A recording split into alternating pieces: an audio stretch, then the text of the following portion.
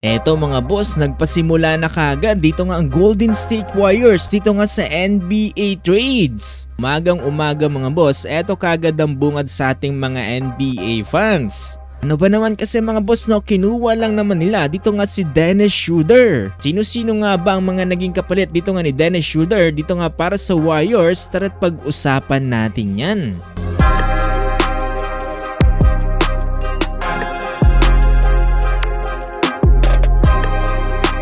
Nagsisimula na naman mga boss ang gulatan dito nga sa NBA trades dahil sa ngayon mga boss ang Golden State Warriors ay gumawa na kagad ng kanilang first move. Yan kasi mga boss dito nga sa ESPN analyst na si Shams Charania, tapos nga ang 23 game start para dito sa Brooklyn Nets this season.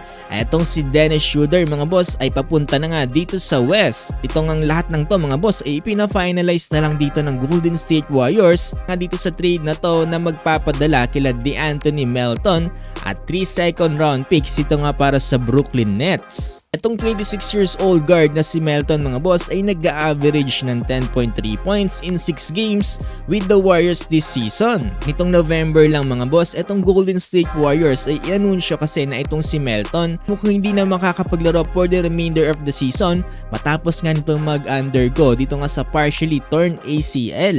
Kaya naman mga boss, napakagandang pagkakataon to para sa Warriors para ma-acquire nila mga boss ang isang veteranong kagaya ni Dennis Schroeder dahil since 2013 mga boss ang number 17 pick ng Atlanta Hawks nakapaglaro na sa napakaraming NBA teams kabilang na nga dito ang Oklahoma City Thunder, Boston Celtics, Houston Rockets, Raptors, Nets, ng Los Angeles Lakers and 2 separate occasions. Kaya nga tinatawag siya mga boss no, na journeyman. Ngayon mga boss no, meron na siyang pagkakataon para makipag-tandem dito nga kay Stephen Curry para nga daw matulungan ng backcourt dito nga ng Warriors para makipag-compete dito nga sa Western Conference. Ngayon mga boss, ang Warriors ay merong 14-10 standing at pang-5 dito nga sa Western Conference. Nasabi dito sa report mga boss na itong Brooklyn Nets ay inaasahan nga daw na mag-rebuild ng kanilang lineup this season. Bukod pala kay Dennis Schroeder mga boss, inaasahan din na matanggap dito ng Warriors ang isa pang second round pick.